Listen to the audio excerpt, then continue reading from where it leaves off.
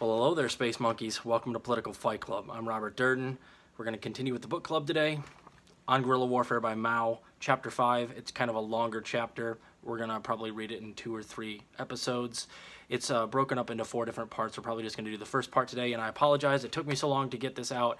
I was going to do it 2 weeks ago, and then I was sick and couldn't speak very well, and then I got another week-long banishment, which would make it like my 8th or 9th banishment from YouTube, but I'm back, talking about inflammatory stuff as usual, giving you guys exactly what you want. This is Chapter 5, Organization of Guerrilla Warfare, page 33, and we're just going to cover today how are guerrilla bands formed. 4 points must be considered under this subject. These are 1. How are guerrilla bands formed? 2. How are guerrilla bands organized? 3. What are the methods of arming guerrilla bands? 4. What elements constitute a guerrilla band? These are all questions pertaining to the organization of armed guerrilla units. They are questions which those who had no experience in guerrilla hostilities do not understand and on which they can arrive at no sound decisions. Indeed, they would not know in what manner to begin. 1. How are guerrilla units originally formed? The unit may originate in any one of the following ways: from the masses of the people, from regular army units temporarily detailed for this purpose, from regular army units permanently detailed, from the combination of a regular army unit and a unit recruited from the people, or from a local militia, from deserters from the ranks of the enemy, from former bandits and bandit groups. In the present hostilities, no doubt, all these sources will be employed. In the first case above, the guerrilla unit is formed from the people. This is the fundamental type. Upon the arrival of the enemy army to oppress and slaughter the people, their leaders call upon them to resist. They assemble the most valorous elements, arm them with old rifles or whatever firearms they can, and thus a guerrilla unit begins. Orders have already been issued throughout the nation that call upon the people to form guerrilla units both for local defense and for other combat. If the local governments approve and aid such movements, they cannot fail to prosper. In some places, where the local government is not determined or where its officers have all fled, the leaders among the masses, relying on the sympathy of the people and their sincere desire to resist Japan and succor the country, call upon the people to resist, and they respond. Thus, many guerrilla units are organized. In circumstances of this kind, the duties of leadership usually fall upon the shoulders of young students, teachers, professors, other educators, local soldiery, professional men, artisans, and those without a fixed profession, who are willing to exert themselves to the last drop of their blood. Recently in Shanxi, Hope, Chahar, Sichuan, Shantung, Qikang, Anhui, Jiangsu, and other provinces, extensive guerrilla hostilities have broken out.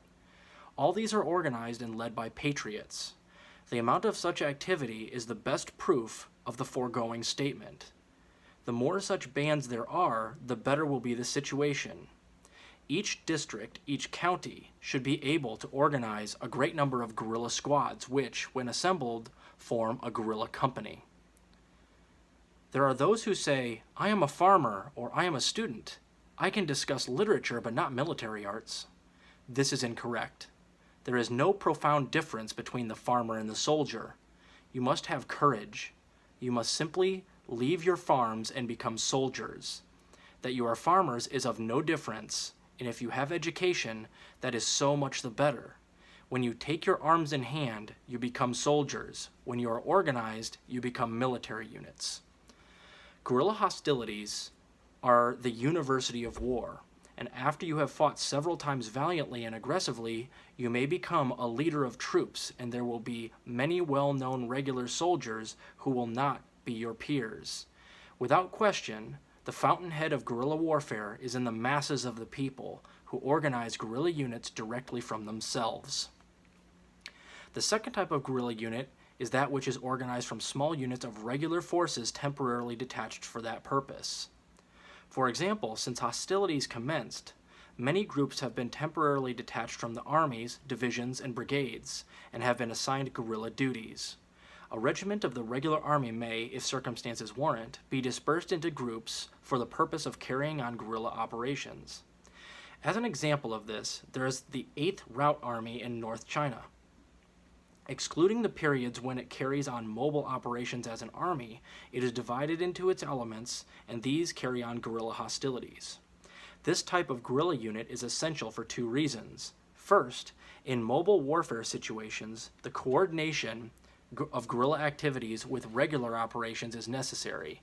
Second, until guerrilla hostilities can be developed on a grand scale, there is no one to carry out guerrilla missions but regulars. Historical experience shows us that regular army units are not able to undergo the hardships of guerrilla campaigning over long periods. The leaders of regular units engaged in guerrilla operations must be extremely adaptable. They must study the methods of guerrilla war. They must understand that initiative, discipline, and the employment of stratagems are all of the utmost importance. As the guerrilla status of regular units is but temporary, their leaders must lend all possible support to the organization of guerrilla units from among the people. These units must be so disciplined that they hold together after the departure of the regulars. The third type of unit consists of detachment of regulars who are permanently assigned to guerrilla duties. This type of small detachment does not have to be prepared to rejoin the regular forces. Its post is somewhere in the rear of the enemy, and there it becomes the backbone of guerrilla organization. As an example of this type of organization, we may take the Wutashan district in the heart of the Hopei Chahar Shanxi area. Along the borders of these provinces, units from the 8th Route Army have established a framework of guerrilla operations. Around these small corps, many detachments have been organized and the area of guerrilla activity greatly expanded.